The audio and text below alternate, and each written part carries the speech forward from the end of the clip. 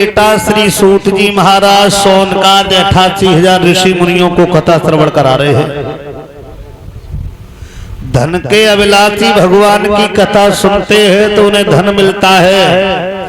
बांझ माता बहनें कथा श्रवण करती हैं, पुत्रवती बनती हैं।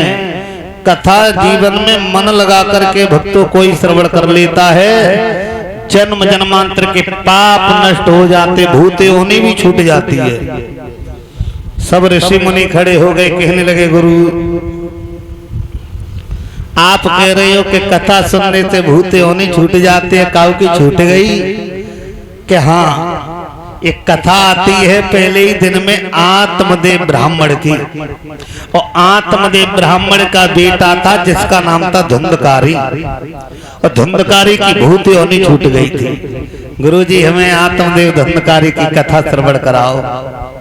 परीक्षित महाराज यज्ञपति जी, हमारे तुम्हारे भारत देश में एक तुंगभद्रा नाम की एक नदी बहती है,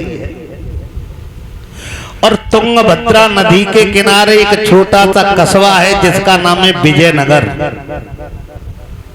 और विजयनगर के ही दक्षिण साइड में एक छोटा सा कस्बा साई है।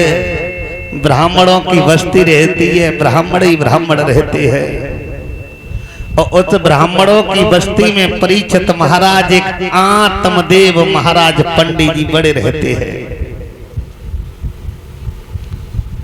पंडित जी माता बहनें बहुत सीधे साधे हैं।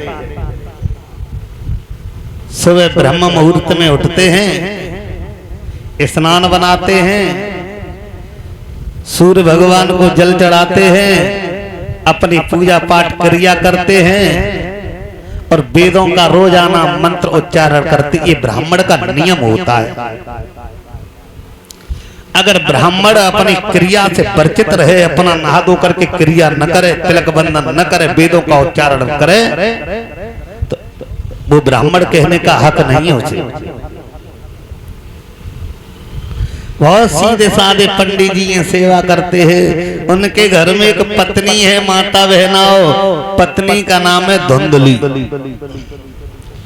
माताओं, धुंधली जितने पंडित जी सीधे साधे हैं और तितनी धुंधली तेज है।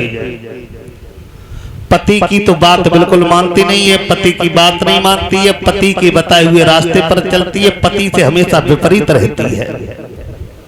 लेकिन ध्यान रखना माजियाओ, हमारी जो माता बहनें अपने पति से विपरीत रहती है, उन्हें जीवन में सुख नाम की चीज कदापि नहीं मिलती है। समझ लो वो अपना परलोक बिगाड़ रही है, क्योंकि पति एक परमेश्वर होता है। अपने पति की करें बुराई और उनको गले लगाती हैं, बेबालापन में बेदवा है, जय 7 जन्म दुख पाती है।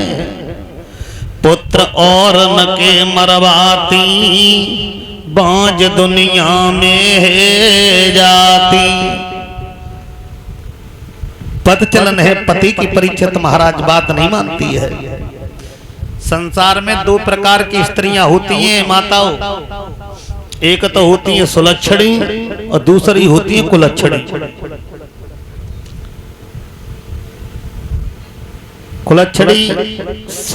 सुलक्षणी माता बहनें कम बात करती हैं, धीमे चलती हैं, सास ससुर और दौरानी जेठानी से मिलकर के रहती हैं, समाज में ज्यादा बोलती नहीं है।